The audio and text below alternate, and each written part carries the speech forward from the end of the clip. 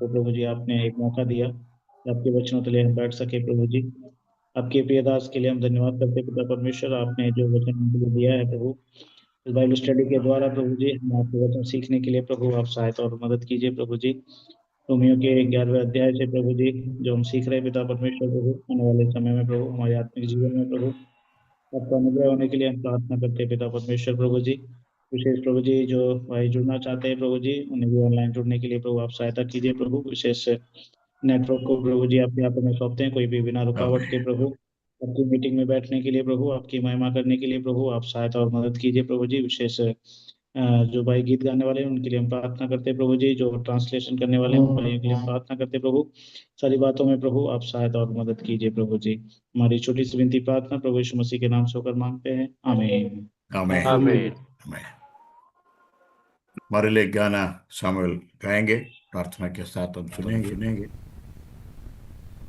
परमेश्वर के नाम की महिमा हो। इस अच्छे अवसर के लिए एक और बार परमेश्वर को और परमेश्वर के दास को धन्यवाद देता हूँ।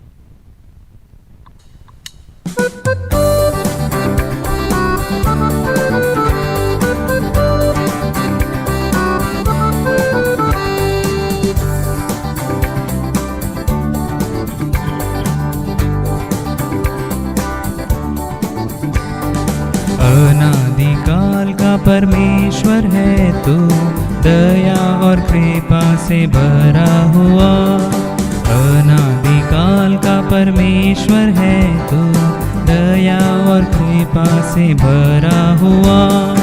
इस जहां में कोई न तुझसा पालनहारा तारणहार। इस जहां में कोई न तुझसा पालनहारा तारणहार।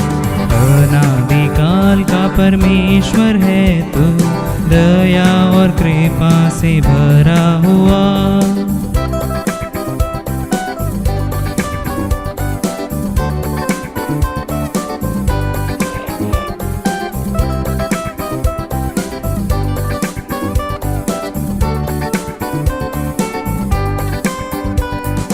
पक्षियों को तू है देता आहार, मेरी भी सुधि ले भूले बिना। पक्षियों को तू है देता आहार, मेरी भी सुधि ले भूले बिना। इस जहां में कोई न तुझसा पालनहारा तारणहार। इस जहां में कोई न तुझसा पालनहारा तारणहार।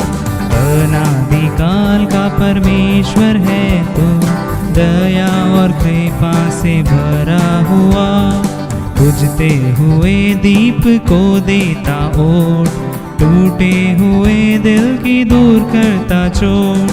बुझते हुए दीप को देता ओट, टूटे हुए दिल की दूर करता चोट।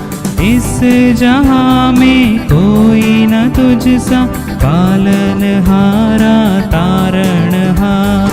इस जहां में कोई न तुझसा पालनहारा तारणहार। अनादिकाल का परमेश्वर है तू, दया और कृपा से भरा हुआ।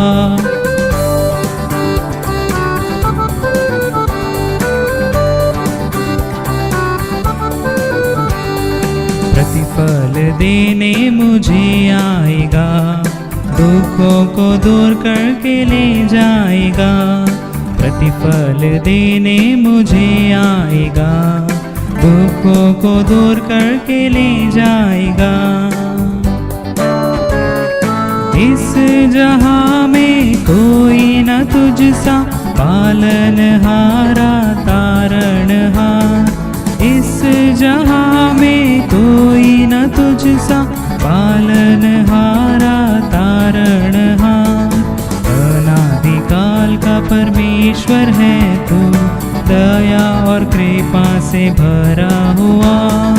अनादिकाल का परमेश्वर है तू, दया और कृपा से भरा हुआ। Thank you.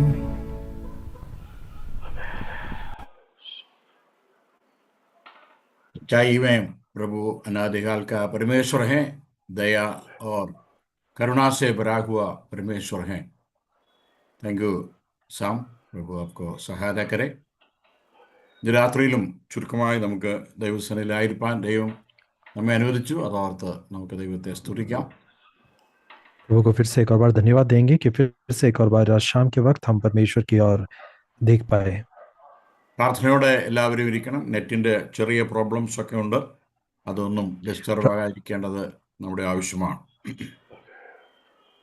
प्रार्थना के साथ सभी इस सभा में बने रहे, क्योंकि इंटरनेट का कुछ तकलीफ है जिसके कारण हमें किसी प्रकार का समस्या ना हो।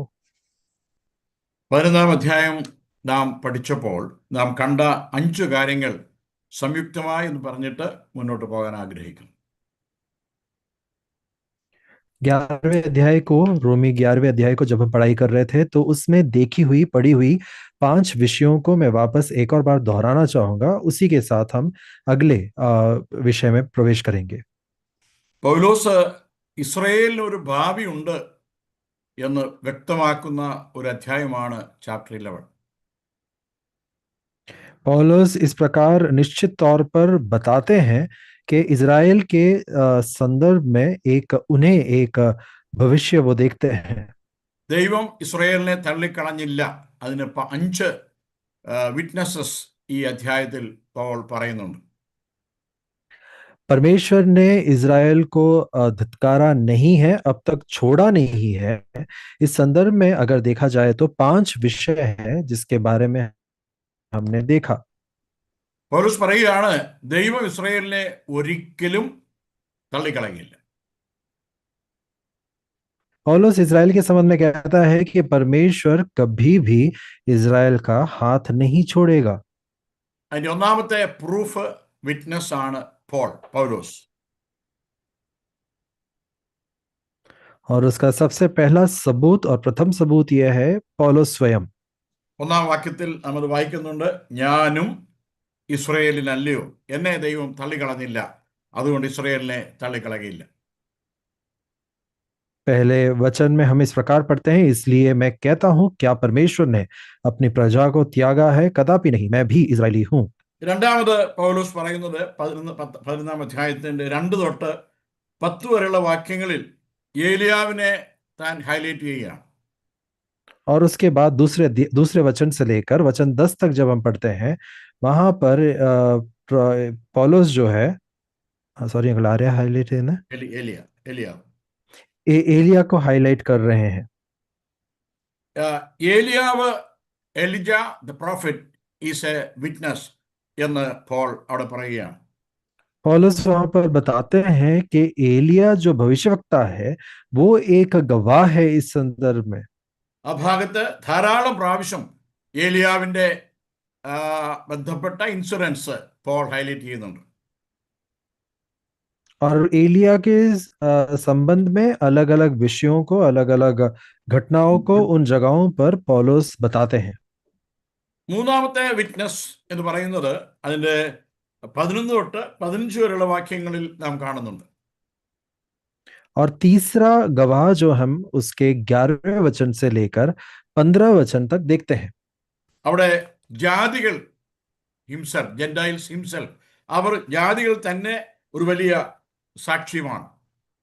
और वहां पर हम जातियों के संबंध में देखते हैं, वो जाति स्वयं, अन्य जाति स्वयं एक इस विषय में गवाह है। അന്യജാതികളെ കർത്താവ് രക്ഷിച്ചതിന്റെ അർത്ഥം ഇസ്രായേലിനെ തള്ളിക്കളയാൻ വേണ്ടിയല്ല, യഹൂദനെ എരിവ് വരുത്താനാണ് എന്ന് അവിടെ നാം വായിക്കുന്നു. वहां पर हम इस प्रकार पढ़ते हैं कि अन्य जातियों का चुना जाना इज़राइल को अलग करने के लिए या छोड़ने के लिए नहीं था, परंतु केवल और केवल उनके मन में जलन पैदा करने के लिए था। 4-ാമത്തെ വിറ്റ്നസ് വേഴ്സസ് 16 മുതൽ നാം കണ്ടു. चौथा गवाह हम वचन 16 से देखते हैं। നാം വായിക്കുന്നു, ആദ്യ ഭാഗം പിതാക്കന്മാര്, പാട്രിയാർക്കീസ്, അവരെ പറ്റി നമ്മുടെ വായിക്കുന്നു. वहां पर हम पहला भाग या हमारे पिताओं के बारे में वहां पर पढ़ते हैं, पूर्वजों के बारे में पढ़ते हैं। അവിടെ പൗലോസ് പറയുകയാണ്, The patriarchs are the witnesses. പിതാക്കന്മാര് അതിന്റെ ഒരു സാക്ഷ്യമാണ്. जो प्रमुख पिता थे, आदि पिता थे, वो सब इस संदर्भ में गवाह हैं. അബ്രഹാം, ഇസഹാക്ക്, യാക്കോബ്. अब्राहम, इसहाक, याकूब. അതാണ് വേര് ആദ്യ ഭാഗം എന്ന അർത്ഥത്തിൽ നാം 16-ാം വാക്യത്തിൽ കാണുന്നത്. उन्हीं के संबंध में जो जड़ कहा गया है, उन्हीं के संबंध में कहा गया है, जिसके बारे में हम वचन 16 में पढ़ते हैं. ഏറ്റവും ഒടുവിലത്തെ വിറ്റ്നസ് ആയിട്ട് നാം കാണുന്നത് 25 മുതലുള്ള താഴോട്ടുള്ള വാക്യങ്ങളിലാണ്. और सबसे आखिरी गवाह को हम वचन 25 से नीचे की ओर पढ़ते हैं. അവിടെ നാം കഴിഞ്ഞ ക്ലാസ്സുകളിൽ ചിന്തിക്കുകയുണ്ടായി. ഗോഡ് ഹിംസെൽഫ്, ദൈവം താൻ തന്നെ ട്രൂ വിറ്റ്നസ്. और वहां पर हमने पिछले क्लास में पढ़ा था कि परमेश्वर स्वयं या प्रभु स्वयं वहां पर एक गवाह है. ഇത് നമ്മളുടെ തുടർന്നുള്ള പഠനത്തിന് സഹായമായിരിക്കും. 11-ാം അധ്യായം നമ്മൾ പഠിച്ചെങ്കിലും ഞാൻ ഈ പറഞ്ഞ 5 ആശയങ്ങൾ പിന്നെയും വായിക്കുവാനും പഠിക്കുവാനും ദൈവം നമ്മെ സഹായിക്കട്ടെ. तो इस प्रकार जो वचनों को और भागों को और विषयों को मैंने आपके साथ बांटा है, आने वाले दिनों में ये आपके व्यक्तिगत पढ़ाई में जरूर काम आएगा, ऐसा मेरी उम्मीद है. പൗലോസ് താൻ തന്നെ ഒരു വിറ്റ്നസ് ആണ്. पौलुस स्वयं एक गवाह है. എലിജ മറ്റൊരു വിറ്റ്നസ് ആണ്. एलिया दूसरा एक गवाह है. ജെന്റൈൽസ്, അന്യജാതികൾ മൂന്നാമത്തെ വിറ്റ്നസ് ആണ്. अन्य जाति जो है वो तीसरे गवाह के रूप में काम करते हैं. പാട്രിയാക്സ് മൂന്നാമത്തെ, പിതാക്കന്മാർ അവര് വിറ്റ്നസ് ആണ്. आदि पिता जो है, वो पिताओं का झुंड जो है, वो एक साथ इस विषय में गवाह ठहरते हैं. ഒടുവിൽ നാം കണ്ടത് ദൈവം താൻ തന്നെ, God himself is the witness. 5वां हमने देखा कि प्रभु स्वयं इस विषय में गवाह है. പൗലോസ് ഈ ഭാഗത്ത് കൃത്യമായി പറയുകയാണ്, ദൈവം ഇസ്രയേലിനെ പെർമനന്റായി തള്ളിക്കളഞ്ഞിട്ടില്ല. यहाँ पर पौलुस बड़े स्पष्ट रूप में बताता है कि परमेश्वर ने इज़राइल को त्यागा नहीं है. 25-ാം വാക്യം നാം പഠിച്ചപ്പോൾ, വേഴ്സ് 25, 25-ാം വാക്യത്തിൽ जब हम वचन 25 को पढ़ रहे थे, वचन 25, നാം അവിടെ കണ്ട പ്രധാന ഹെഡിങ് ഗോഡ്സ് ഓൺ ടൈം, ദൈവത്തിന്റെ സ്വന്തം സമയം. അത് വളരെ കൃത്യമായി പൗലോസ് ഓർപ്പിക്കുകയാണ്.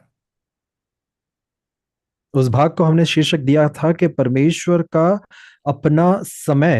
इस संदर्भ में हम देखते हैं और पौलुस उस समय के बारे में, उस निश्चयता के बारे में हमें समझाता है. അവിടെ പൗലോസ് പറയാണ്, ജാതികളുടെ പൂർണ്ണ സംഖ്യ. वहां पर पौलुस याद दिलाता है कि अन्य जातियों का संपूर्ण गिनती. നാം കഴിഞ്ഞ ക്ലാസ്സിൽ ചിന്തിക്കുകയുണ്ടായി, ജാതികളുടെ പൂർണ്ണ സംഖ്യ, ജാതികളുടെ കാലം, ഇങ്ങനെയൊക്കെ നാം തിരുവചനത്തിൽ കാണുന്നുണ്ട്.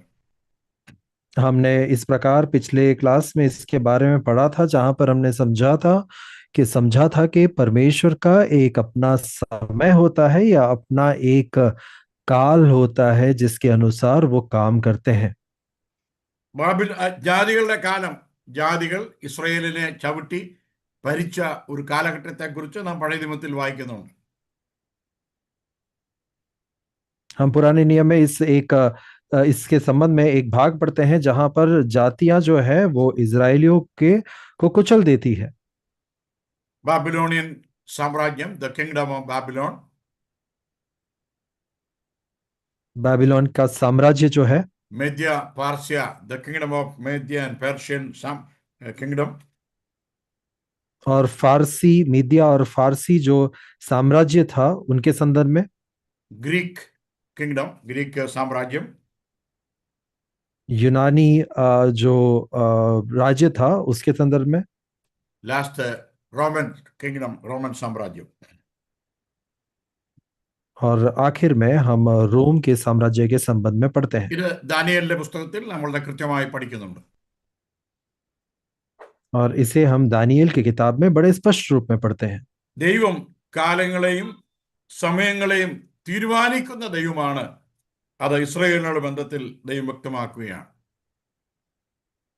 परमेश्वर जो है वो काल को नियंत्रित करता है, समय को नियंत्रित करता है, और इज़राइल के संबंध में इस विषय को वो स्पष्ट रूप से हमारे सामने व्यक्त करते हैं।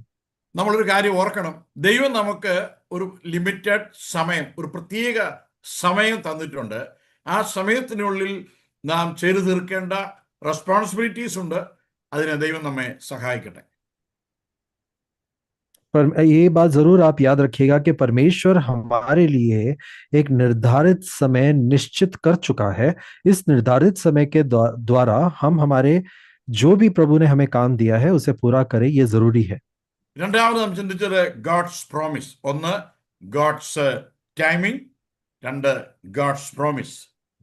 दूसरा विषय जो हमने देखा था वो ये था कि परमेश्वर का वायदा या परमेश्वर की प्रतिज्ञा। सबसे पहले हमने परमेश्वर के समय के संबंध में या काल के संबंध में देखा, फिर हम परमेश्वर के प्रतिज्ञा में आ गए। ചാപ്റ്റർ 11 വേഴ്സ് 26 നാം അത് വായിക്കുന്നു. वचन अध्याय 11 और वचन 26 में उसके संबंध में हम पढ़ते हैं। മൂന്നാമത് നാം ചിന്തിച്ചത് ദൈവത്തിന്റെ ഉടമ്പടി, ഗോഡ്സ് കവനന്റ് വാച്ച, നാം അതിനെക്കുറിച്ച് പഠിക്കുകയുണ്ടായി. और तीसरा विषय जो हमने पढ़ा वो था परमेश्वर के वाचा के संबंध में। ദൈവം ഒരിക്കലും തന്റെ വിളിയെക്കുറിച്ച് ലജ്ജിക്കുന്നില്ല എന്ന് വേഴ്സസ് 27-28 നാം വായിക്കുന്നു. परमेश्वर वहां पर अपने बुलाहट के संबंध में कभी भी लज्जित नहीं होते। इसके बारे में वचन 28 और 29 में पढ़ते हैं। ഡ്യൂട്രോണമിയിൽ, ആവർത്തന പുസ്തകത്തിൽ നാം വായിച്ചു, ഇസ്രയേലിനെ തെരഞ്ഞെടുത്തത് ഇസ്രയേലിന്റെ എന്തെങ്കിലും യോഗ്യത കൊണ്ടല്ല. അത് നാം വിശേഷാൽ ഓർത്തു. हमने व्यवस्था विवरण में इस प्रकार पढ़ा था कि इज़राइल का चुना जाना उनके किसी योग्यता के कारण नहीं है। 29-ാം വാക്യത്തിൽ ഫോർത്ത് പോയിന്റിലേക്ക് നമുക്ക് വരാം. നാം കഴിഞ്ഞ ആഴ്ചയിൽ അത് ചിന്തിച്ചില്ല. 29वें वचन में आएंगे जहां पर हम उसके चौथे बिंदु को पढ़ने की कोशिश करेंगे। ഒന്നാമത് ഗോഡ്സ് ടൈം, सबसे पहले परमेश्वर का समय, രണ്ട് ഗോഡ്സ് പ്രോമിസ്, दूसरा परमेश्वर का वायदा या प्रतिज्ञा, മൂന്നാമത്തേത് ഗോഡ്സ് കവനന്റ്, तीसरा परमेश्वर से जुड़ा हुआ वाचा या परमेश्वर की वाचा। 29-ാം വാക്യത്തിൽ വേഴ്സ് 29-ൽ ഗോഡ്സ് നേച്ചർ, ദൈവത്തിന്റെ പ്രത്യേക ഒരു സ്വഭാവത്തെ കുറിച്ച് പറയുന്നുണ്ട്. 29वें वचन में जब हम आते हैं वहां पर परमेश्वर के संबंध में एक खास प्रकृति, उनका प्रकृति के बारे में हम पढ़ सकते हैं। ആ ദൈവത്തിനുള്ള ക്യാരക്ടർ, ദൈവത്തിന്റെ പ്രത്യേക നേച്ചർ, ആ സ്വഭാവം മനുഷ്യർക്കില്ല. वो जो खास तौर पे वो गुण विशेषता जो हम परमेश्वर में देखते हैं, वो एक खास प्रकृति जो परमेश्वर का है वो इंसानों में नहीं देखा जा सकता। കാലങ്ങൾ കഴിയുമ്പോൾ നമ്മൾ ചിന്തിക്കും, അങ്ങനെ പറയണ്ടായിരുന്നു, അങ്ങനെ ചെയ്യണ്ടായിരുന്നു, അത് വാങ്ങിക്കണ്ടായിരുന്നു, അത് കൊടുക്കണ്ടായിരുന്നു. ഇങ്ങനെ നമുക്കൊരു റിഗ്രറ്റ് ആറ്റിറ്റ്യൂഡ്, മനോഭാവം കാലങ്ങൾ കഴിയുമ്പോൾ ഉണ്ടാകും. कई बार हम यूं कह सकते हैं या बोल सकते हैं कि बहुत समय के बाद, कई बार हमें यूं कह सकते हैं कि उस समय पर हमारे भूतकाल में ऐसा नहीं करना चाहिए था, ऐसा नहीं बोलना चाहिए था, ये नहीं मांगना चाहिए था, या ये स्वीकार नहीं कहना चाहिए था। ऐसे बहुत सारी बातें खेद के रूप में, एक सोच के रूप में हमारे मन में रह सकती है। എന്നാൽ 29-ാം വാക്യം വിശ്വാസികളായ നമുക്കും ഇസ്രയേലിനും ഒരുപോലെ ശക്തി, ധൈര്യം പകരുന്നതാണ്. परंतु 29वां वचन जो है, वचन 29, वो इज़राइल के लिए और हमारे लिए, दोनों के लिए एक शक्ति प्रदान करने वाला एक वचन के रूप में साबित होता है। അവിടെ നാം വായിക്കുന്നു വേഴ്സ് 29, ദൈവം തന്റെ കൃപാവരങ്ങളെയും വിളിയെയും കുറിച്ച് അനുദപിക്കുന്നില്ല. वहां पर लिखा है, क्योंकि परमेश्वर अपने वरदानों से और बुलाहट से कभी पीछे नहीं हटता। ഇത് നാം വളരെ കുറിക്കൊള്ളേണ്ടത് ആവശ്യമാണ്. ദൈവം ഒരിക്കലും താൻ നൽകിയ വിളി, അഥവാ തൻ്റെ വിളിയെക്കുറിച്ച്, താൻ ഇന്നാരെ വിളിച്ചു, അല്ലെങ്കിൽ താൻ ഇന്ന മനുഷ്യർക്ക് ഇന്ന കൃപാവരങ്ങൾ നൽകി, അതിനെക്കുറിച്ച് റിഗ്രറ്റ് ചെയ്യുന്ന, അനുദപിക്കുന്ന ഒരു വ്യക്തിത്വമല്ല എന്നുള്ളത് ഇന്ന് രാത്രി നമുക്ക് ദൈവത്തെ സ്തുതിക്കാനുള്ള ഒരു കാരണമാണ്. हाँ, शाम के वक्त हम इस बात को याद कर उनकी स्तुति और प्रशंसा कर सकते हैं कि परमेश्वर कभी भी अपने किए हुए काम पे खेद प्रकट नहीं करता। अर्थात वो अगर किसी को बुलाते हैं, उस बुलाहट के लिए वो फिर पछताते नहीं है, दुखित नहीं होते हैं। और इस प्रकार जो खेद नहीं होने वाली स्थिति है, वो हमारे संबंध में भी परमेश्वर मानते हैं या समझते हैं। മലാഖിയുടെ പുസ്തകം 3-ാം അധ്യായം 6-ാം വാക്യം നാം വായിക്കുമ്പോൾ മലഖായി जब हम मलाखी की किताब में आते हैं, उसका मलाखी का किताब उसका 3रा अध्याय और उसके 6ठे वचन को जब हम पढ़ते हैं, I am the Lord I change not, ഞാൻ യഹോവയായി ഞാൻ മാറാത്തവൻ, ഐ ചേഞ്ച് നോട്ട്. വളരെ കൃത്യമായി ദൈവത്തിന്റെ വചനമാണ്. वहां वहां पर उसके 6ठे वचन में, अध्याय 3 और वचन 6 में हम इस प्रकार पढ़ते हैं, क्योंकि मैं यहोवा बदलता नहीं। ദൈവത്തിന് മാറാൻ കഴിയുകയില്ല. परमेश्वर कभी भी बदलना चाहे तो भी नहीं बदल पाएंगे। ദൈവത്തിന്റെ പല സ്വഭാവങ്ങളെ പറ്റി നാം പഠിക്കുമ്പോൾ ചിലത് തനിക്ക് മാറ്റാൻ കഴിയുകയില്ല, ദൈവത്തിന് മാറാൻ കഴിയുകയില്ല. जब हम परमेश्वर के चंद विशेषताओं के बारे में पढ़ते हैं, स्वभावों के बारे में पढ़ते हैं, तो हम समझते हैं कुछ ऐसी बातें हैं जो परमेश्वर में बदली नहीं जा सकती।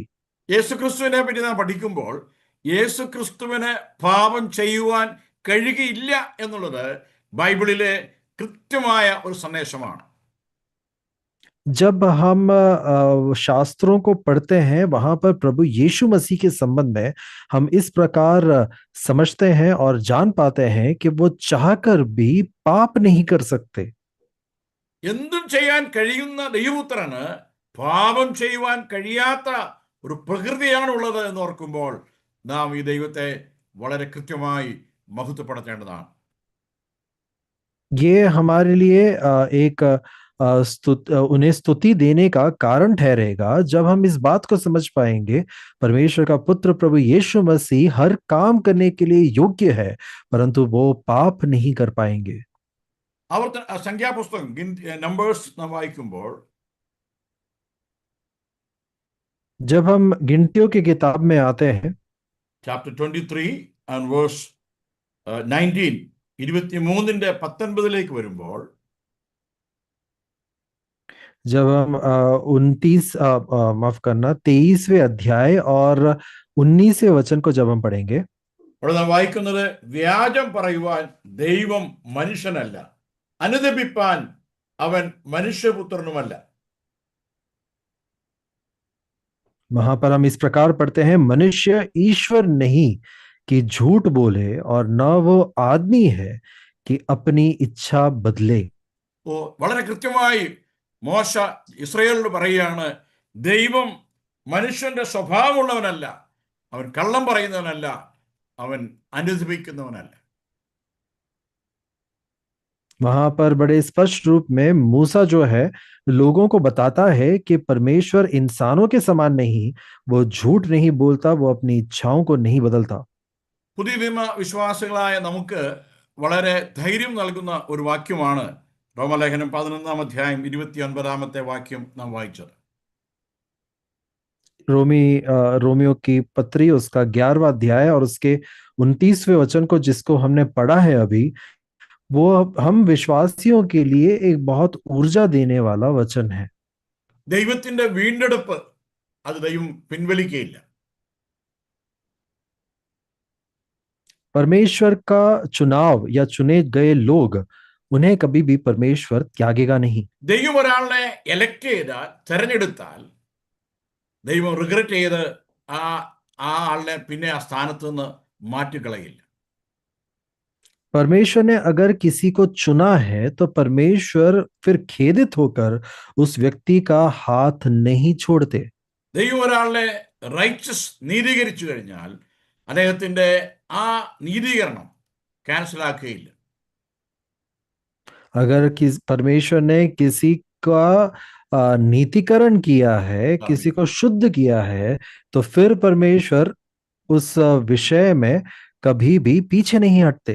ദൈവത്തിനെ ധർമ്മി അഥവാ നീതിമാൻ എന്ന് ഡിക്ലെയർ ചെയ്താൽ പിന്നീട് ഒരിക്കലും താൻ പറയുകയില്ല അവൻ ധർമ്മിയല്ലെന്ന്. अगर परमेश्वर ने किसी को धर्मी कर कर ठहराया है, फिर उस व्यक्ति को धर्मी नहीं है कर कर घोषित नहीं किया जाएगा। അതിനാണ് പൗലോസ് റോമൻസ് 11:29 കൃത്യമായി പറയുന്നത്, ദൈവം തന്റെ കൃപാവരങ്ങളെ കുറിച്ച് അനുതപിക്കുന്നില്ല. और इसलिए वहां पर स्पष्ट रूप में रोमियो की पत्री 11वां अध्याय और उसके 29वें वचन पौलुस कहते हैं कि परमेश्वर अपने वरदानों से और बुलाहट से कभी पीछे नहीं हटता।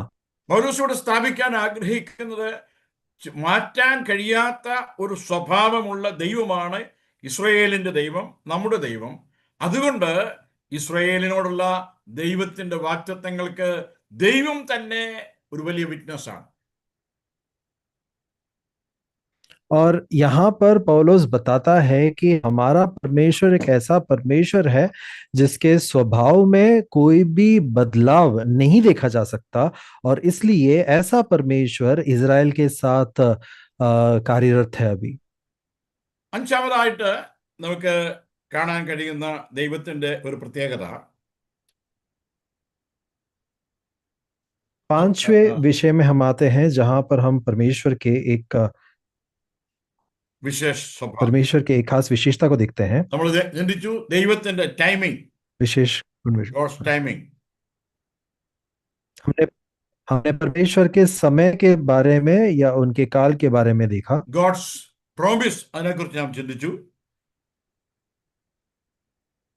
दूसरा हमने परमेश्वर के प्रतिज्ञा के विषय में पढ़ा। താൻ ഒരിക്കലും അത് ലംഘിക്കുകയില്ല. परमेश्वर कभी भी उसका तिरस्कार नहीं करेंगे, कभी भी उसे नहीं छोड़ेंगे। കാരണം 26-ാം വാക്യത്തിൽ നാം പഠിക്കുകയുണ്ടായി, ഇസ്രായേലിൽ നിന്ന് അഭക്തി മാറ്റുന്ന ദൈവമാണ് താനെന്ന്. हमने 26वें वचन में इस प्रकार पढ़ा था कि इज़राइल से अभक्ति को बहुत दूर करने वाले प्रभु हैं। നാലാം നാം ചിന്തിച്ചു ഗോഡ്സ് നേച്ചർ.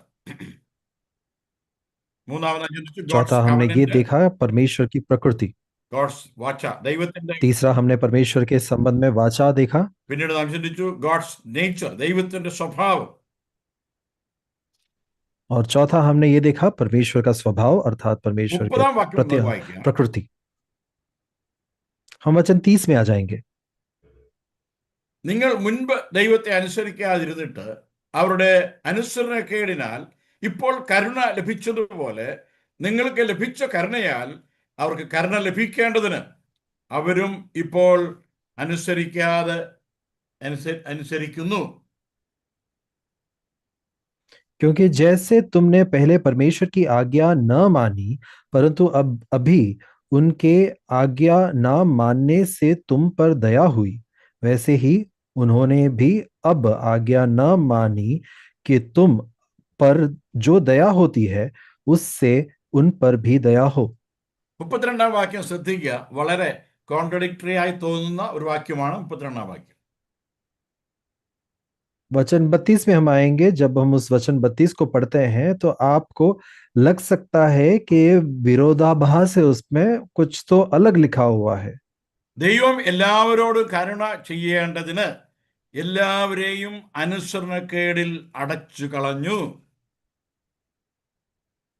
वहां पर जब हम उसके 32वें वचन को पढ़ते हैं, लिखा है क्योंकि परमेश्वर ने सबको आज्ञा न मानने के कारण बंद कर रखा ताकि वो सब पर दया करे।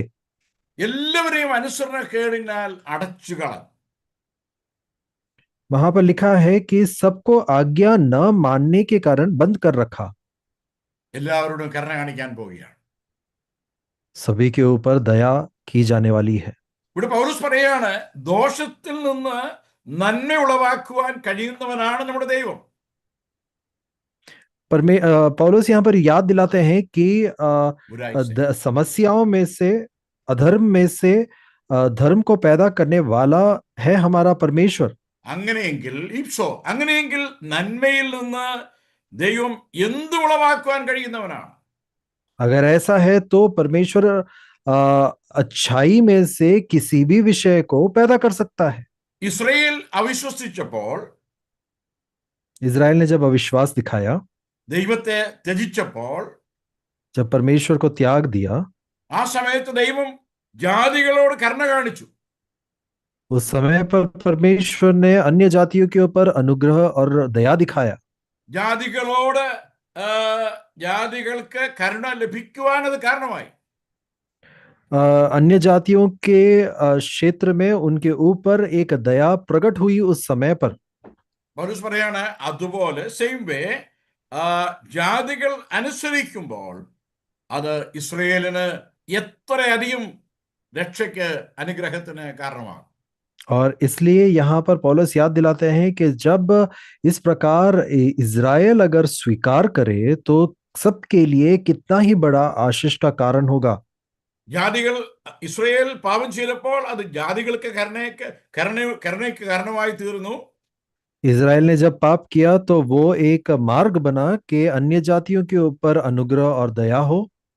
ഇസ്രയേൽ മടങ്ങി വരുമ്പോൾ इज़राइल जब लौट कर आएगा, അതിന്റെ മഹത്വം മനസ്സിലാക്കാൻ കഴിയുന്നതിൽ അതീതമാണ് എന്ന് പൗലോസ് ഓർപ്പിക്കുക.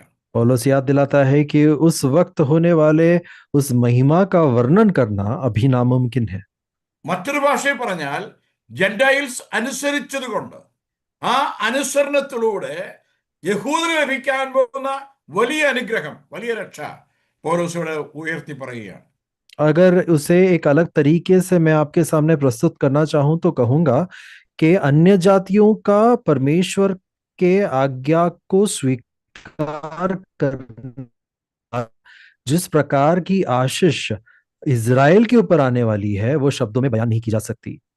നമുക്കറിയാമല്ലോ, അന്യജാതികളായിരിക്കുന്ന യഹൂദനല്ലാത്ത ആളുകളുടെ രക്ഷ കൊണ്ടുണ്ടായ മാറ്റങ്ങൾ നാം ഈ 10ഉം 11ഉം അധ്യായത്തിൽ വായിക്കുന്നുണ്ട്. अध्याय 10 और अध्याय 11 में हमने अलग अलग जगहों पर अन्य जाति जो इजरायली नहीं थे उनके उद्धार के द्वारा होने वाले बातों को हम वहां पर पढ़ते हैं. സിമ്പിൾ. യഹൂദൻ കർത്താവിനെ നിഗൾട്ട് ചെയ്തു, വിട്ടുകളഞ്ഞു. അന്യജാതികൾ അക്സെപ്റ്റ് ചെയ്തു. साधारण सी बात है, मतलब सरल बात है समझने में कि इजरायलियों ने, यहूदियों ने तिरस्कार किया प्रभु का और उसी समय पर अन्य जाति ने स्वीकार किया. അതുകൊണ്ട് എന്ത് സംഭവിച്ചു? Chapter 10 verse 19, 10:19. और इसलिए ऐसा होने के कारण क्या हुआ, हम अध्याय 10 और उसके वचन 19 में उसके बारे में पढ़ते हैं. ജനമല്ലാത്തവരെ കൊണ്ട് ഞാൻ നിങ്ങൾക്ക് എരിവ് വരുത്തും, മൂഢജാതിയെ കൊണ്ട് നിങ്ങൾക്ക് കോപം ജനിപ്പിക്കും. वहां पर लिखा है कि तो मूसा कहता है कि मैं उनके द्वारा जो जाति नहीं परंतु तुम्हारे मन में जलन उपजाऊंगा, मैं एक मूढ़ जाति के द्वारा तुम्हें रिस दिलाऊंगा. നമുക്ക് ചിലപ്പോൾ ഇങ്ങനെയൊക്കെ സംഭവിക്കാറുണ്ട്. ദൈവം നമ്മളെ ചെയ്യും. നമ്മളെക്കാൾ താണ ആളുകൾ, ബലഹീനരായിരിക്കുന്ന ആളുകൾ നന്നായി പഠിച്ചു വരുമ്പോൾ നമുക്ക് ഒരു വാശിയും, എനിക്കും പഠിക്കണം, എനിക്ക് മുന്നോട്ട് പോകണം എന്നൊക്കെ ഉള്ള പോലെ, ഇതുപോലെ ദൈവം യഹൂദന് ഒരു വലിയ ജലസി, ഒരു വലിയ എരിവ്, ഒരു വലിയ ഭാരം അവന്റെ ഹൃദയത്തിൽ നൽകി. എപ്പോൾ? ജാതികൾ ക്രിസ്തുവിലേക്ക് വന്നപ്പോൾ.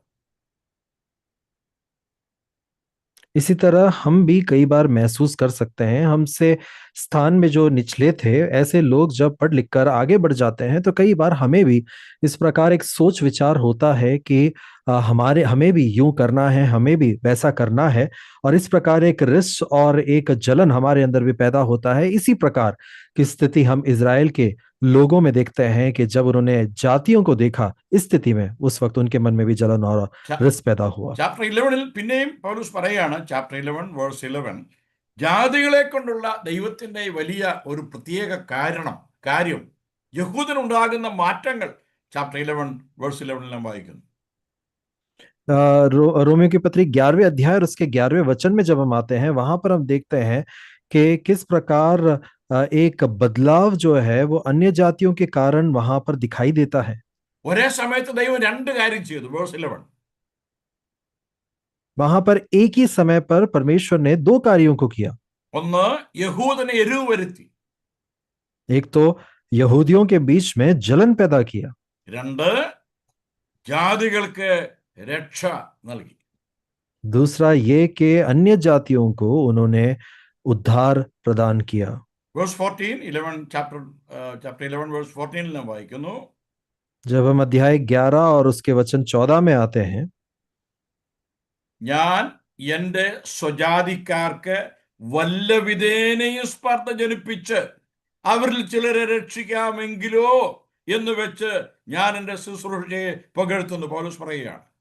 वचन 14 में हम इस प्रकार पढ़ते हैं, ताकि किसी रीति से मैं अपने कुटुंबियों से जलन करवा कर उनमें से कई एक का उद्धार करवाऊं।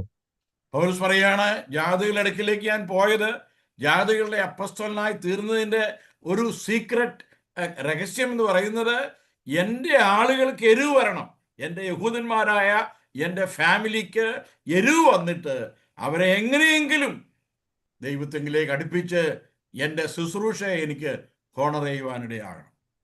जातियों का अन्य जातियों का प्रेरित कहलाने वाला पौलुस कहता है कि मेरा अन्य जातियों के बीच में एक प्रेरित होकर जाने का एकमात्र उद्देश्य यह है कि मेरे द्वारा, मेरे उनके बीच में जाने के द्वारा जो मेरे कुटुंबी है, यहूदी है, उनमें एक रिस पैदा हो, उन्हें उद्धार का स्मरण हो।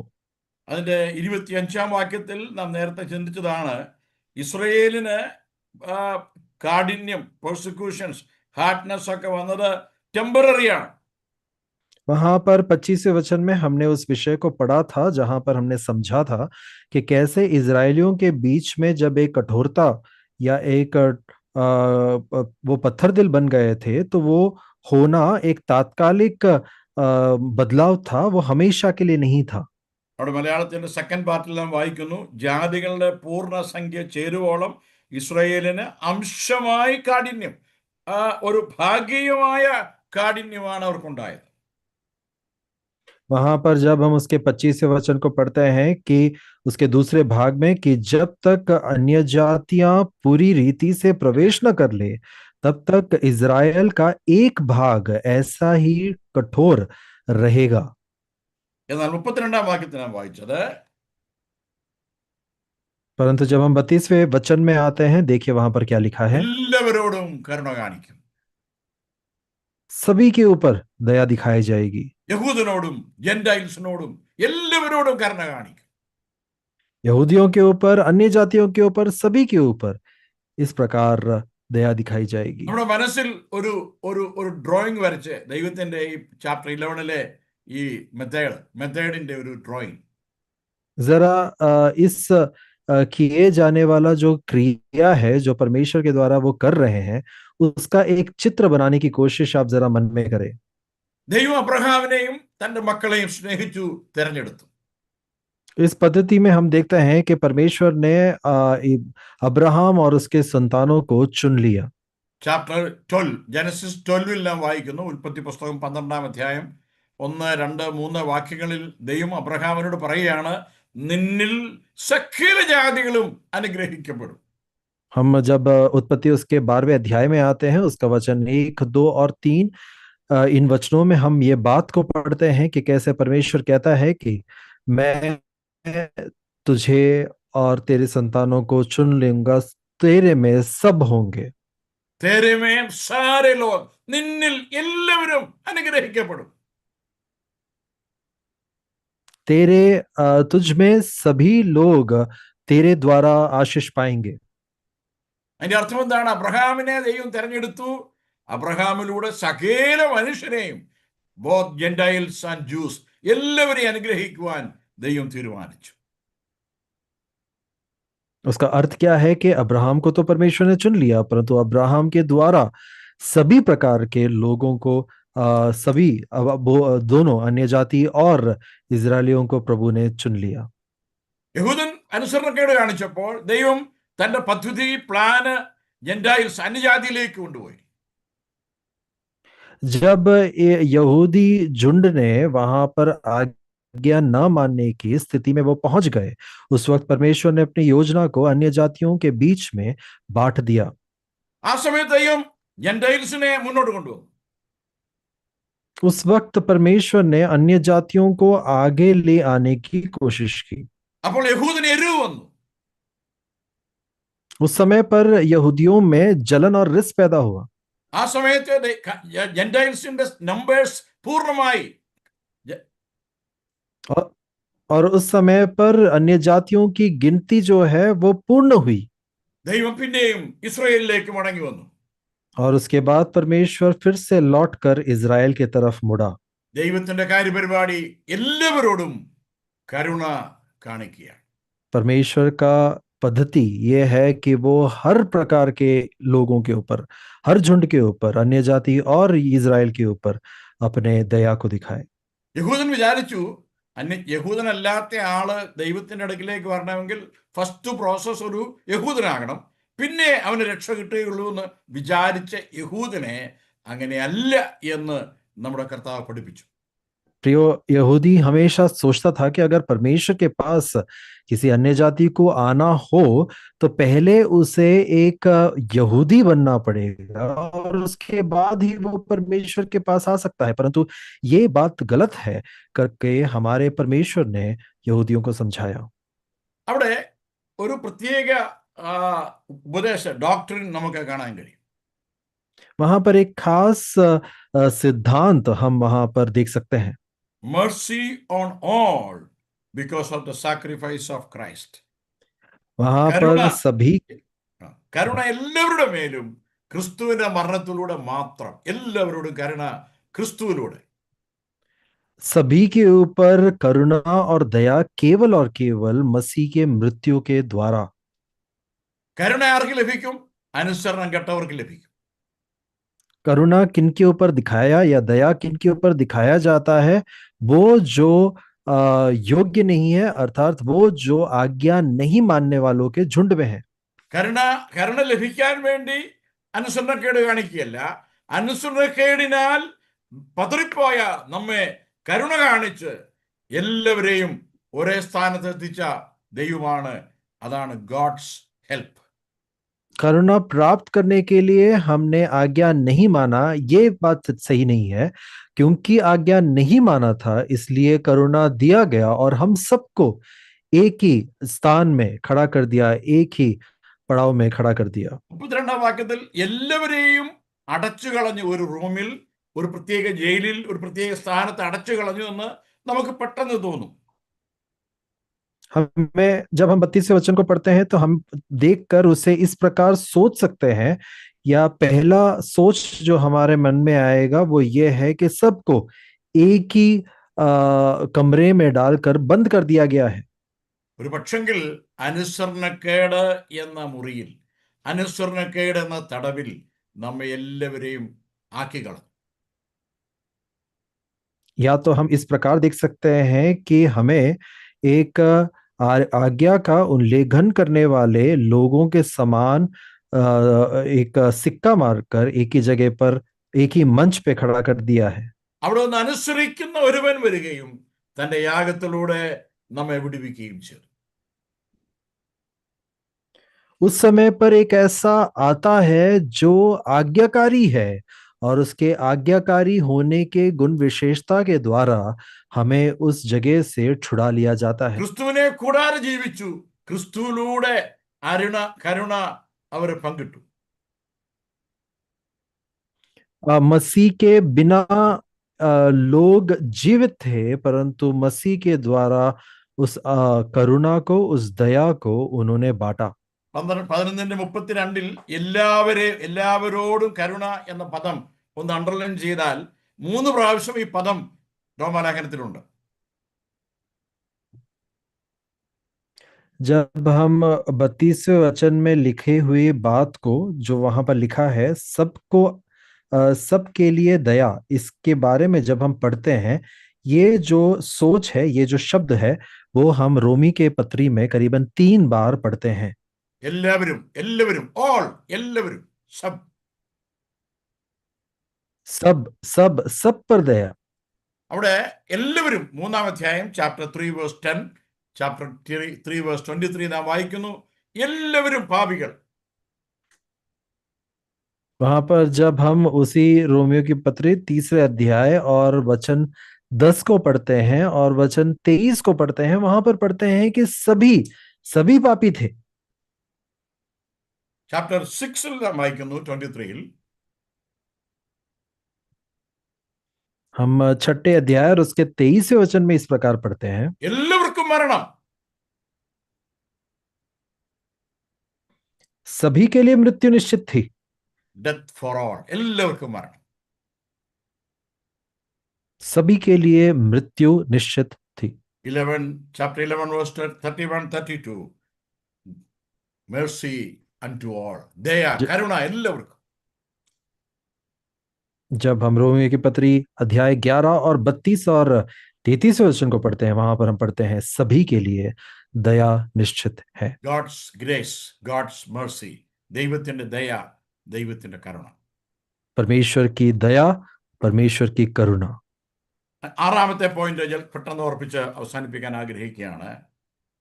मैं छठे बिंदु को आपके सामने रखकर जल्द से जल्द इस सत्र को अंत करना चाहता हूं. 33 മുതൽ 36 വരെ നാം വായിക്കുമ്പോൾ जब हम अध्याय वचन 33 से लेकर वचन 36 तक पढ़ते हैं, ഗോഡ്സ് വിസ്ഡം, ദൈവത്തിന്റെ ജ്ഞാനം, അതിനെപ്പറ്റി വളരെ കൃത്യമായി പൗലോസ് ഓർപ്പിക്കുകയാണ്. परमेश्वर के विवेक के संबंध में, परमेश्वर के ज्ञान और बुद्धि के संबंध में वहां पर पौलोस स्पष्ट रूप में बताते हैं. പലരും പറയുകയാണ് വർഷിപ്പ് ഹിം, വർഷിപ്പ് സോങ് ആണ് എന്ന് പറയുന്നവരുണ്ട്. कई सारे लोग जो इस वचन को पढ़ते हैं वो कहते हैं कि ये आराधना में इस्तेमाल किए जाने वाला एक स्तोत्र गान है. ഒരു ഭക്തൻ പറഞ്ഞിരിക്കുന്നത് the seek of a mind became a hymn, മനസ്സിന്റെ അന്വേഷണം, ദൈവത്തിന്റെ വിവേകത്തെ കുറിച്ചുള്ള അന്വേഷണം ഒരു വലിയ സ്തോത്രഗാനമായി മാറുകയാണ്. एक भक्त ने इस प्रकार कहा है कि मन का खोजी होने के कारण इस खोज में उसने परमेश्वर के उस स्तोत्रगान की उसके स्तोत्रगान का प्रकटीकरण हुआ. അവിടെ പൗലോസ് തന്റെ വാദങ്ങളെല്ലാം സ്റ്റോപ്പ് ചെയ്തു. पौलुस उस क्षण में आकर अपने सभी प्रकार की बातचीत को रोक देता है എന്നിട്ട് അവിടെ ഒരു ഫുൾ സ്റ്റോപ്പ് ഇടുകയാണ്.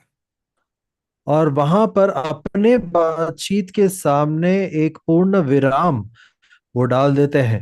എന്നിട്ട് ദൈവത്തിന്റെ മഹത്വത്തെ വർണ്ണിച്ചുകൊണ്ട് പറയുകയാണ്, ഇസ്രായേലിനെ ദൈവം കൈവിട്ടിട്ടില്ല.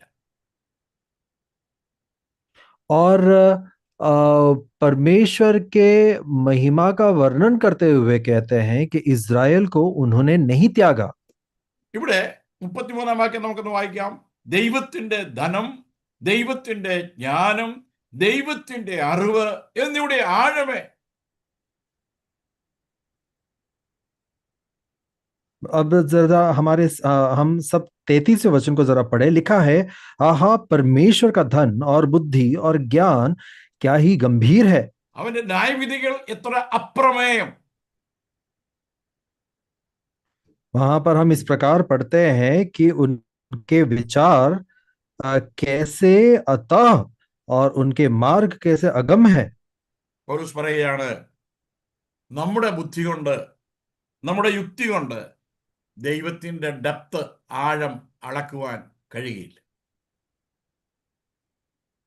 पौलुस वहां पर याद दिलाते हैं कि हमारे बुद्धि और ज्ञान के द्वारा हम कभी भी परमेश्वर की महिमा की गहराई को, चौड़ाई को नाप नहीं सकते. നമ്മുടെ ലിമിറ്റഡ് നോളജ് കൊണ്ട്, പരിമിതമായ അറിവ് കൊണ്ട് ദൈവത്തിന്റെ ധനത്തെക്കുറിച്ചോ ജ്ഞാനത്തെക്കുറിച്ചോ അറിവിനെ കുറിച്ചോ തന്റെ പദ്ധതികളെ കുറിച്ചോ ഒക്കെ ചിന്തിക്കാൻ പോയാൽ നമ്മൾ പരാജയപ്പെടുക മാത്രമേ ഉള്ളൂ. प्रियो, हमारे सीमित बुद्धि, ज्ञान और विवेक के द्वारा अगर हम परमेश्वर के असीम अपार कार्य को नापने की कोशिश करें तो हम केवल और केवल पराजित ही होंगे. എന്നാൽ ഒരു രസകരമായ കാര്യം ഇവിടെ ഉള്ളത്, അങ്ങനെ പഠിച്ചു വരുമ്പോൾ നമ്മിൽ നിന്ന് സ്തുതിയും സ്തോത്രവും ആരാധനയും ഉയരുകയാണ്. परंतु प्रियो, अगर हम उस विषय के बारे में पढ़ने की कोशिश करें तो हम अपने आप को रोक नहीं पाएंगे. हमारे भीतर से उस आराधना को, उस स्तुति गान को हम उमड़ते हुए पाएंगे. പൗലോസ് പറയുകയാണ്, വേഴ്സ് 34, ദൈവത്തിന്റെ മനസ്സിൽ എന്നാണെന്ന് ആർക്കും അറിയത്തില്ല. हम उसके 34वें वचन में इस प्रकार पढ़ते हैं कि परमेश्वर के मन में क्या है इसके बारे में कोई नहीं जानता। ദൈവത്തിന് കൗൺസിലറായിരുന്ന, മിനിസ്റ്ററായിരുന്ന, മന്ത്രിയായിരുന്ന ആരുമില്ല. 35. परमेश्वर के लिए कोई भी मंत्री अब तक कार्यरत नहीं था। കർത്താവിന് കുറെ കാശ് കൊടുത്തിട്ട് എന്തെങ്കിലും കൊടുത്തിട്ട് റിവാർഡ് വാങ്ങിക്കാൻ പറ്റുന്ന ഒരാളല്ല. വേഴ്സ് 35. हम वचन 35 में इस प्रकार समझते हैं कि धन लेकर खरीदा जाने वाला नहीं है हमारा पिता परमेश्वर। ഇത് വളരെ കൃത്യമായി നമ്മൾ പഠിച്ചിരിക്കണം. ये सब बहुत ही स्पष्ट रूप में हमें पढ़कर समझकर याद रखना है। 33 വാക്യത്തിൽ, 33 മുതൽ 36 വാക്യത്തിൽ പൗലോസ് വളരെ കൃത്യമായി പറയുന്നു, ദൈവത്തിന്റെ പദ്ധതികൾ it's very clear but nobody knows. पौलुस वचन 33 से लेकर 36वें वचन तक हमें याद दिलाता है और बड़े स्पष्टता के साथ याद दिलाता है कि परमेश्वर की योजनाएं वो बहुत ही स्पष्ट है, वो बहुत ही सही है, परंतु कोई भी उसे समझ नहीं सकता। അതുകൊണ്ട് നമ്മൾ എന്ത് ചെയ്യണം? और इसलिए हमें क्या करना है? More we study his ways, എത്ര ആഴത്തിലേക്ക് അവന്റെ വഴികളെ പഠിക്കുവാൻ വേണ്ടി നാം ശ്രമിക്കുമോ, the more we offer him praises, അത്രയും സ്തുതികൾ കർത്താവിന് അർപ്പിക്കണം. जितना ज्यादा हम गहराई के साथ इस विषय को, इन बातों को पढ़ने की कोशिश करें, उतना ज्यादा हम परमेश्वर को हमारे हृदय से आराधना और स्तुति चढ़ाएंगे। ദൈവത്തെ സ്വാധീനിക്കാൻ നമ്മുടെ ഒന്നും സാധ്യമല്ല എന്നുള്ളതാണ് ദൈവത്തിന്റെ പ്രത്യേകത. परमेश्वर को हासिल करना वो हमारे द्वारा मुमकिन नहीं है। യോബിന്റെ പുസ്തകം 15-ാം അധ്യായം നാം വായിക്കുമ്പോൾ, जब हम आयुब का किताब उसके 15वें अध्याय में आते हैं, ജെറമായ 23, ഈ രണ്ട് അധ്യായങ്ങൾ നാം പഠിക്കുമ്പോൾ ഒരു കാര്യം കൃത്യമായി ദൈവത്തിന്റെ ഭക്തന്മാർ ഓർപ്പിക്കുകയാണ്. और यिर्मयाह का किताब उसके 23वें अध्याय को जब हम पढ़ते हैं, यहाँ पर परमेश्वर के भक्तों ने एक विषय को हमारे सामने बताया है। ദൈവത്തിന് ഉപദേഷ്ടാക്കന്മാരുടെ ആവശ്യമില്ല. परमेश्वर कभी भी किसी से उपदेश या किसी प्रकार का सलाह मशवरा नहीं करता। നമുക്ക് ആ കൗൺസിലേഴ്സിനൊക്കെ വേണ്ടത്. सॉरी अंकल, पिन नंबर है। We need counselors, but God doesn't need.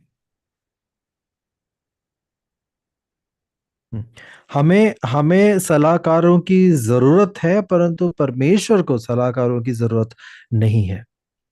ദൈവത്തിന് ഒന്നും കൊടുത്താൽ, എന്തെല്ലാം നാം കൊടുത്താലും അതൊന്നും ദൈവത്തെ സ്വാധീനിക്കാൻ കഴിയില്ല.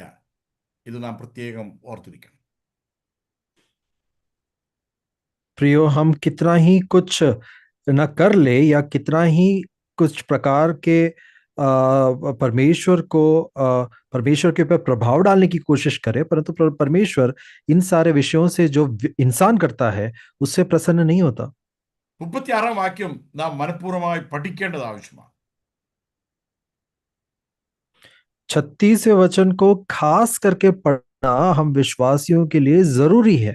എന്റെ ഭാഷയിൽ പറഞ്ഞാൽ നമ്മുടെ ലൈഫ് സ്റ്റൈലായി വേഴ്സ് 36 മാറണം. अगर मैं मेरे हिसाब से कहना चाहूं तो मैं यूं कहूंगा कि हमारा जीवन शैली जो है ये 36वें वचन के अनुसार हो। സകലവും ദൈവത്തിൽ നിന്ന് വരുന്നു. सब कुछ परमेश्वर के द्वारा ही हमारे करीब आता है। സകലവും അവങ്കിലേക്കുമാകുന്നു. और सब कुछ उन्हीं में अस्त हो जाता है। പൗലോസിന്റെ ഭാഷയിൽ പറഞ്ഞാൽ, पौलुस की भाषा में कहे ദൈവത്തിന്റെ तो ക്രിയേഷൻ, ദൈവത്തിന്റെ സൃഷ്ടി, परमेश्वर की सृष्टि, ദൈവത്തിന്റെ വേ ഓഫ് റിഡംഷൻ, ദൈവത്തിന്റെ വീണ്ടെടുപ്പിന്റെ സ്റ്റൈൽ, परमेश्वर का छुटकारा देने का जो पद्धति या तरीका था, ദൈവം ഒരാളെ നിലനിർത്തുന്ന തരിക്ക, നിലനിർത്തുന്ന രീതി, നിലനിൽപ്പ്. परमेश्वर जिस प्रकार एक व्यक्ति को स्थिर खड़ा करता है, उसका जो तरीका है, ഇതെല്ലാം ദൈവത്തിന് സമർപ്പിക്കുകയാണ്. ये सब कुछ परमेश्वर के हाथों में सौंप देते हैं. അങ്ങനെ മലയാളത്തിൽ ഒരു പാട്ടുണ്ട്, എനിക്കുള്ളതെല്ലാം അങ്ങേക്ക് സർവവും ഞാൻ അങ്ങേക്ക് സമർപ്പിക്കുന്നു. मलयालम में एक गीत इस प्रकार है जिसके बोल का अर्थ यह है कि मेरे हाथों में जो कुछ है मैं वो सब कुछ आपके हाथों में समर्पित कर देता हूं. കൊരിന്ത്യർ ലേഖനം 1 Corinthians 8:6 എല്ലാം വായിക്കുന്നു, സകലവും അവനിൽ കൂടെ വരുന്നു. हम पहले कोरिन्थियोस के 8वें अध्याय और उसके 6ठे वचन में इस प्रकार पढ़ते हैं कि सब कुछ उनके द्वारा ही मुमकिन है. എവ്രിതിങ് ഡെൽസ് ഇൻ ഹിം, എല്ലാം അവനിൽ തന്നെ സ്ഥിതി ചെയ്യും.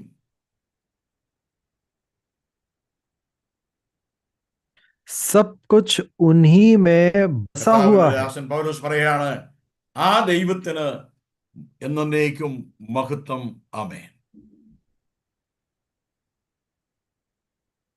परमेश्वर का दास पौलुस यहाँ पर उस परमेश्वर के संबंध में कहते हैं कि उन्हीं को सभी प्रकार का मान और महिमा. അടച്ചുകളഞ്ഞ എല്ലാവരും തുറക്കപ്പെട്ട് പുറത്തേക്ക് വരും. जिनको ढक कर बंद करके रखा है वो सभी उस दरवाजे को तोड़कर बाहर निकल ആ आएंगे. സമയത്ത് ദൈവത്തിന്റെ കരുണ നാം ഓരോരുത്തരായി അനുഭവിച്ചറിയും. और उस समय पर हमें से हरेक उस परमेश्वर की महिमा को व्यक्तिगत तौर पर चक्कर पहचानेंगे. വളരെ സിൻസിയറായി നാം പഠിച്ചാൽ this is the true picture of resurrection. പുനരുത്ഥാനത്തിന്റെ ഒരു വലിയ ചിത്രമാണ് ഇവിടെ കാണുന്നത്. और अगर सही मायने में हम इस बात को पढ़े तो हम समझ सकते हैं कि ये एक सच्चा चित्र है उस पुनरुत्थान का जिसके बारे में हम समझ पढ़ते हैं. യേശു ക്രിസ്തുവിനെ മരണത്തിന് പിടിച്ചു വെക്കാൻ കഴിയുന്നില്ല.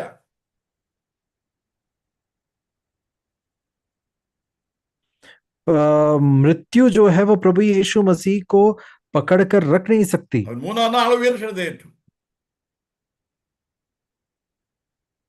वो तीसरे दिन जी മണ്ണിൽ उठे. ഉറങ്ങുന്ന സകല ദൈവമക്കളും അവരെ പിടിച്ചു വെക്കാൻ മണ്ണിന് കഴിയുകയില്ല.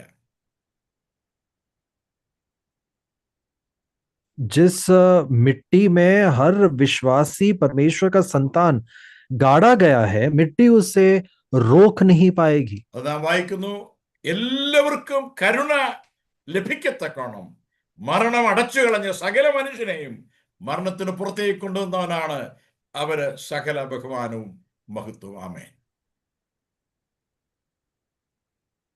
हम वहां पर इस प्रकार समझते हैं, जिस परमेश्वर ने हर प्रकार के मृत्यु के बंधन को तोड़ दिया और इस प्रकार सभी को बाहर लेकर आएगा, वो महान प्रभु को महिमा युगानुयुग तक होती रहे. ഇസ്രായേലിന്റെ മടങ്ങിവരവിന് പൗലോസ് താൻ തന്നെ ഒരു സാക്ഷ്യമാണ്.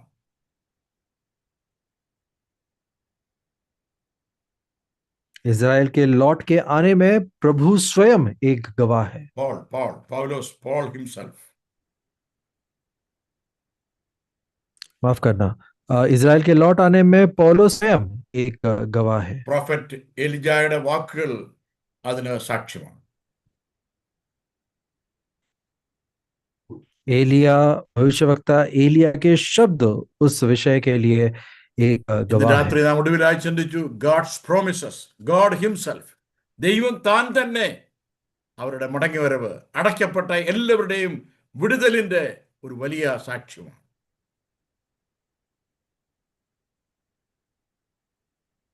आखिर में आज शाम को हमने इस विषय को पढ़ा कि किस प्रकार आखिर में प्रभु स्वयं उनकी प्रतिज्ञा और वो स्वयं इस बात की गवाह है. നമുക്കും ദൈവത്തോട് പറയാം, സകലവും ഞാൻ അങ്ങയിൽ നിന്ന് പ്രാപിച്ചു. हम भी परमेश्वर को यही बात कहेंगे कि हमने सब कुछ आप में से ही पाया है. എന്റെ ആരോഗ്യം, मेरा स्वास्थ्य, എന്റെ സൗന്ദര്യം, मेरी खूबसूरती, എനിക്കുള്ളതെല്ലാം, എൻ്റെ കുടുംബം, എൻ്റെ ഭാര്യ, എൻ്റെ മക്കൾ, എൻ്റെ ഭർത്താവ്, എൻ്റെ ജോലി, എനിക്ക് ലഭിച്ചതെല്ലാം, ആത്മീയമായി ലഭിച്ചിട്ടുള്ളതെല്ലാം ഞാൻ അങ്ങയിൽ നിന്ന് പ്രാപിച്ചു. ഞാൻ അങ്ങേക്ക് തിരിച്ചു തരുന്നു. मैंने जो कुछ पाया है व्यक्तिगत जीवन में, भौतिक जीवन में, मेरे रिश्ते, मेरे नाते, मेरे पति, मेरी पत्नी, जो कुछ पाया है वो सब कुछ मैंने आप से ही पाया है। मैं आपको वापस लौटा देता हूँ। നന്ദിയുള്ളവരായി നമുക്ക് കർത്താവിനെ സ്നേഹിക്കാം. संपूर्ण कृतज्ञता के साथ हम परमेश्वर के सामने धन्यवाद के साथ रहेंगे। എന്നെ കേട്ട എല്ലാവരോടും നന്ദി അറിയിക്കുന്നു. जिन्होंने भी मुझे सुना है उन सभी को मैं धन्यवाद कहना चाहता हूँ। ദൈവം നമ്മെ അനുഗ്രഹിക്കട്ടെ. परमेश्वर हमें हमारे ऊपर आशीष मेरे रखे। भाई प्रार्थना कीजिए, शॉर्ट प्रेयर कीजिए.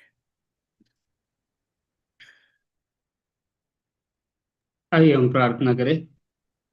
अत्यंत मान, अनुग्रह और दया से भरे हुए हमारे स्वर्गीय प्रभु परमेश्वर, प्रभु जी, एक और बार आपने आपके वचनों के द्वारा आपके दास के मार्फत हमसे बातें की। प्रभु जी, हम आपको धन्यवाद देते। प्रभु जी, हमारे जीवन में केवल एक ही सत्य है कि जो कुछ भी हमें प्राप्त हुआ है वह सब कुछ प्रभु के द्वारा प्राप्त हुआ है। आमीन. प्रभु जी, हम आपको धन्यवाद देते। प्रभु जी, हमें गर्व करने के लिए कोई भी कारण नहीं है।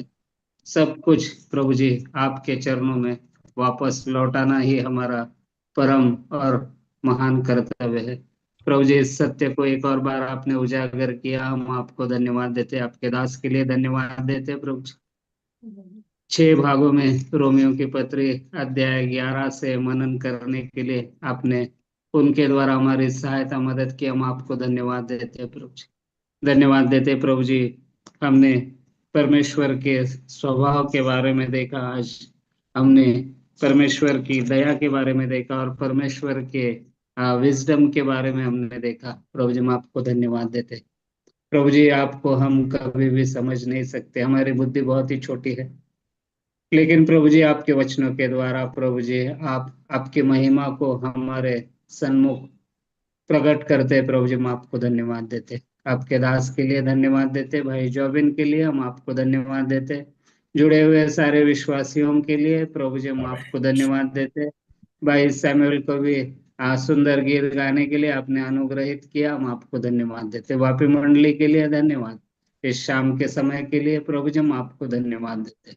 एक और बार प्रभु जी सारी बातों के लिए धन्यवाद देते हुए उद्धारकर्ता और शीघ्र आने वाले प्रभु यीशु मसीह के मीठे, मधुर और पावन नाम में होकर मांगते, कबूल कीजिए पिताजी। आमीन. आमीन. आमीन.